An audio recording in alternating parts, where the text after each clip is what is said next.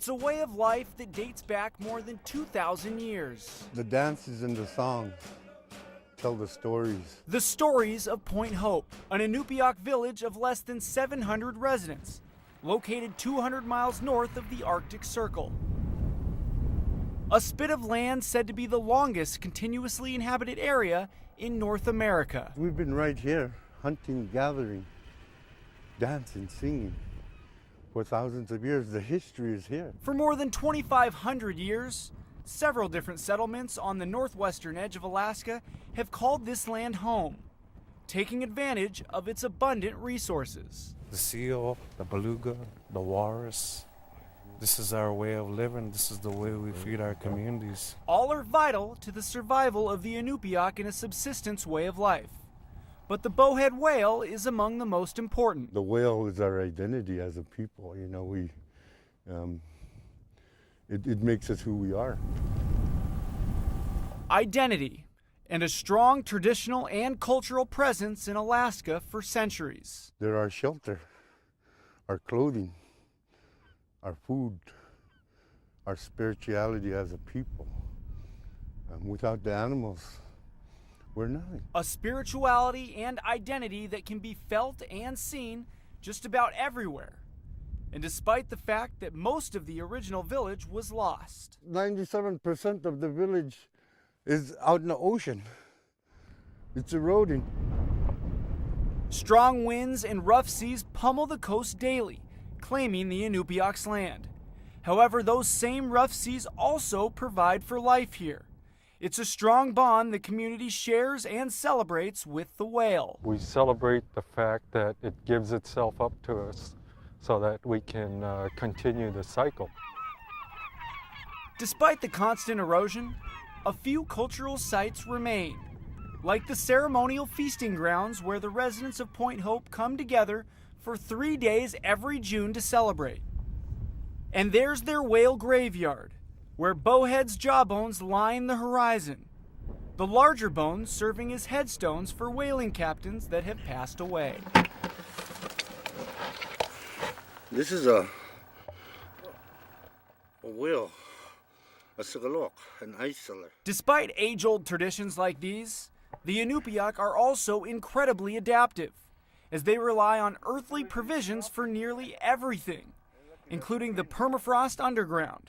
Ice cellars have been carved to store each family's meat. This was Daryl Frankson's ice cellar, a whaling captain that passed away several years ago. And cellars are passed down through generations, some hundreds of years old. Down inside the ice cellar, the walls are lined with hundreds of bowhead whale jawbones. The floor is lined with whale blubber that's dripping fat onto the ground. It's created a pool about a couple inches deep.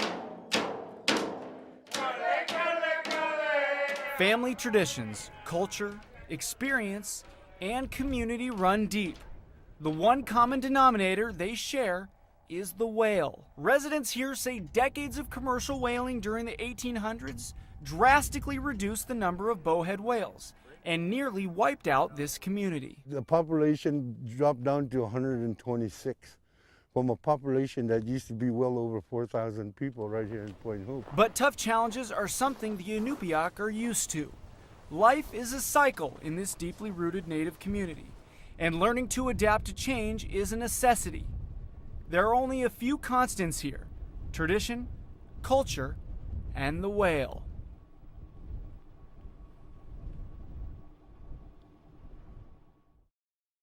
For thousands of years, the Aleut people have called this land home, an isolated village surrounded by ocean and volcanic mountains that has created a turbulent and dangerous situation. Days like this don't come around too often here. While the days are long, summers in this fishing village tucked away in the heart of the Aleutians are short. For some, it's a time to play, while others are busy at work. It's become more and more of a desperate situation. Bonita Babcock has worked as an EMT and a community health aide at the local clinic for 10 years. I love people. I love to be able to help people. But Babcock can't always help. her love has turned to desperation. All we're asking for is safe access.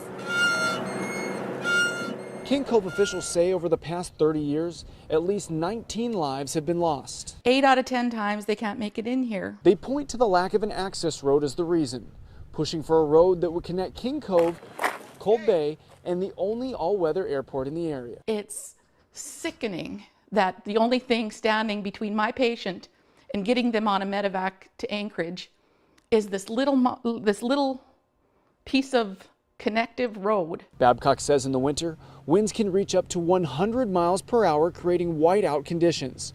Weather so bad that they say the Coast Guard sometimes refuses to fly. A situation that Walter Wilson says almost cost him and his baby their lives earlier this year. I was just wondering if we were going to make it or not because I couldn't see nothing and it was blowing. There's hardly anything to see with all the snow blowing around. Wilson was crushed by a 600-pound crab pot while fishing for cod, dislocating both of his legs and fracturing one of them. While waiting to be medevac to Anchorage, his 6-week-old son Wyatt stopped breathing. Despite their dire situation, help couldn't come for hours. It took me about 12 hours because I got in that night about 6 or 7 o'clock that night or something, and it took me until 9 o'clock the next morning to finally make it out after he was medevaced out the first flight. Recognizing the problem decades ago, it wasn't until 2008 when King Cove began building a gravel road that winds along the coastline, stretching from the airstrip to the edge of the Eisenbeck National Wildlife Refuge. That project was completed in 2013. The original plan to utilize a $9 million hovercraft to transport patients to Cold Bay didn't work because of high winds and seas. It's a good road. It's a good traveling road. It's gravel. It's one lane with the pullouts, so people are able to get 2 vehicles by each other if you need to. After about an hour of driving along this 17-mile road, we have finally reached the point of contention. The place where the road ends and the debate between human life and wildlife begins. A debate that longtime King Cove resident Della Trumbull finds insulting, as Secretary of the Interior Sally Jewell recently ruled in favor of protecting the wildlife refuge, denying King Cove the road they are desperate to complete. In my mind, there's no reason we should be having this discussion. People's lives should be more important than the birds. But just across the lagoon, Gary Ferguson of Cold Bay sees things a little differently. All communities within the state of Alaska are faced with the same issue. Most of them, the only access is by air. With King Cove right now, currently, they have 2. It doesn't make much sense to develop a third, especially with that area that's a unique, one-of-a-kind area. Gary says he wouldn't object to the road if there weren't any other viable options, saying King Cove residents have a hidden agenda. The real reason is they want a place to drive their vehicles in the evening, just like we do here in Cold Bay. After more than 35 years, controversy continues to rage on. I feel frustration. It's like you can reach out and touch Cold Bay. A lifeline that for the time being remains just out of reach. Following the Department of Interior's rejection of the road, the King Cove residents and the state of Alaska have filed a lawsuit to reverse that decision. In King Cove, Blake Essig, Channel 2 News.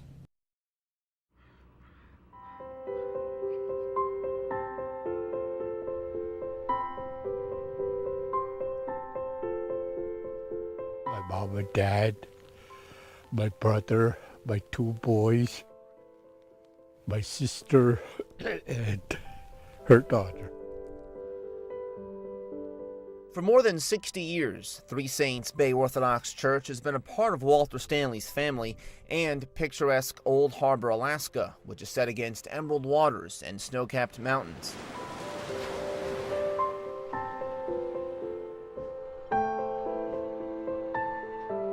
The church's light blue-colored roof and cupolas overlook this fishing village of more than 200 people on Kodiak Island's southeastern shores.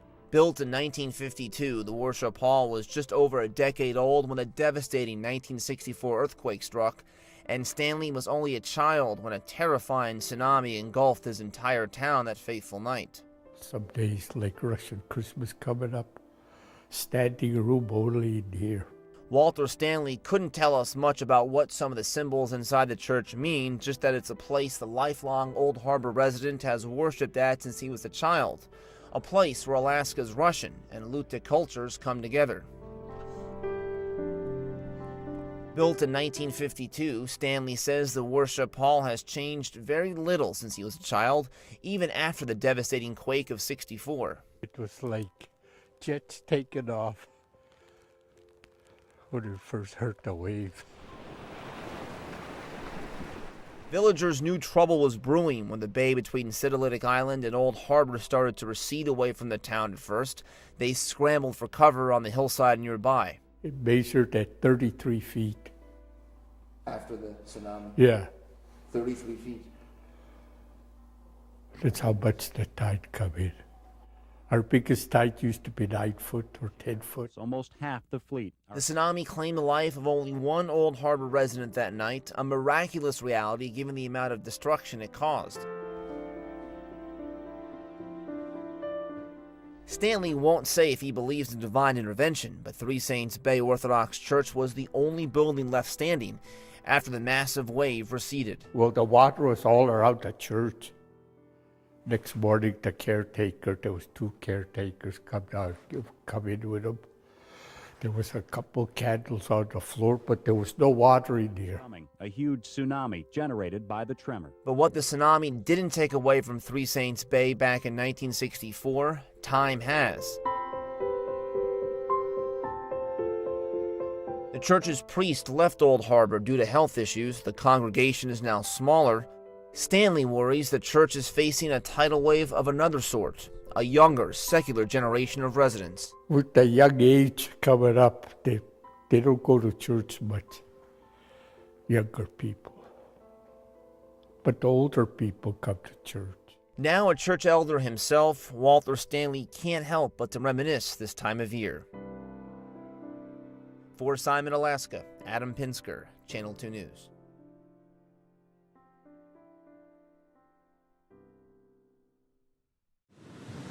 The cool end-of-summer breeze blows along the shores of the Homer Spit.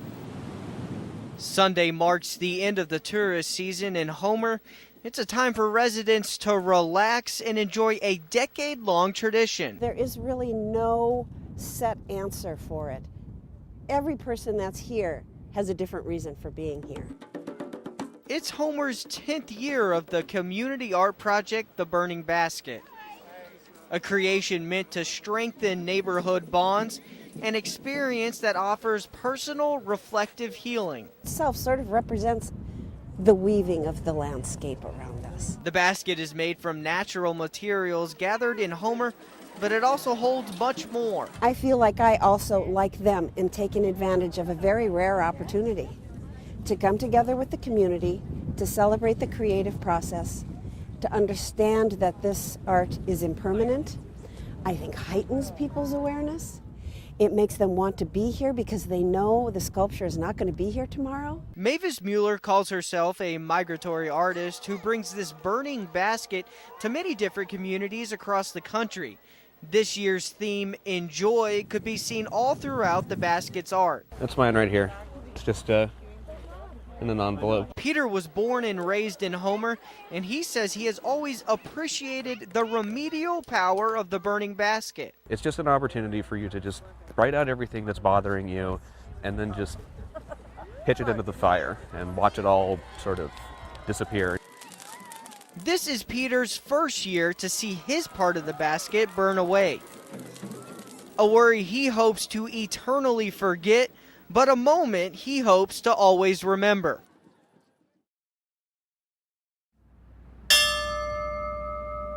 Molly Algren, Sitka Volunteer Fire Department, November 30th, 2004. When a firefighter had died in the line of duty, paying the supreme sacrifice, it was the mournful toll of the bell that solemnly announced a comrade's passing. At a time where there was so much national attention to Patriot Day, many here in Anchorage paid their respects to Alaskan firefighters who gave their all in the name of honor. Today we pause on one of the most somber days in America's history to collectively pay tribute, remember, honor, thank, and celebrate the lives of the 30 Alaskans that have perished in the line of duty. We pause to remember all those who have given their life in service.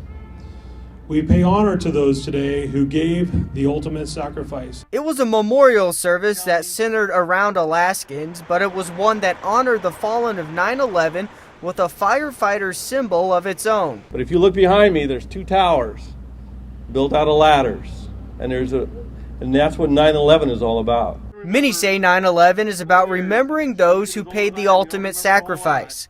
And even though 12 years have passed, many agree 9/11 gives Americans an identity they still hold today. I don't think society is forgetting. I think it becomes a part of who we are and a part of what we are. There have been significant events throughout history that may have been forgotten, but I do think they become a part of who we are as a society.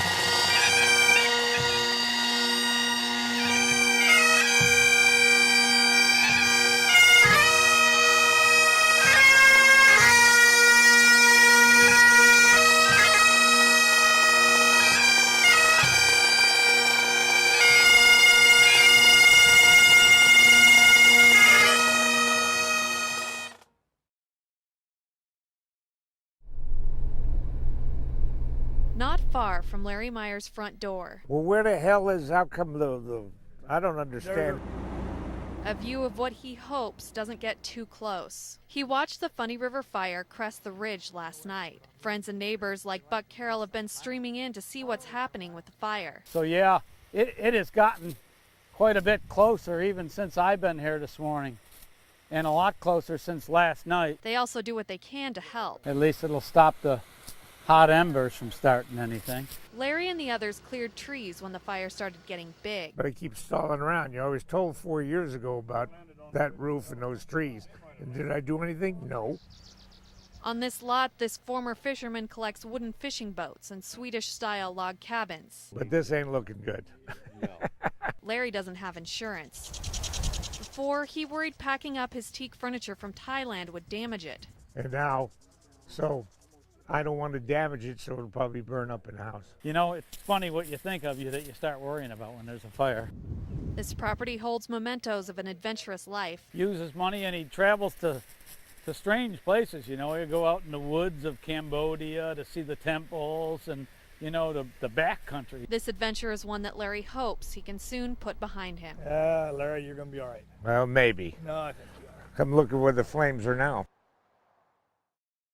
The moment I decided to forgive, I had been corresponding for 7 months in letters. Starting anything, you have butterflies, and we went out and held community meetings throughout my district, the first in the state. You know, I think it's an important part of the process. I believe it is important enough to go into special session. Allocated costs for improvements to our highways. And we ran, I think, 5 or 6 amendments in the Resources Committee. $400 per student increase would have allowed us to rehire some of the staff. I've been working every day with legislators. A bill with all the language in it, and we will take a look at the language. That would have been a good interim task force project. The administration a sense of what the legislature wants. Right now, the Judicial Council is made up of 3 attorney members. In Oklahoma they are, but in Alaska I don't believe many people will pay the toll. Most school districts are not complaining, and they really shouldn't be. I mean, planning to sell assets while we were debating the oil tax bill. That was the Senate's attempt. The Senate's attempt, obviously this is a compromise bill.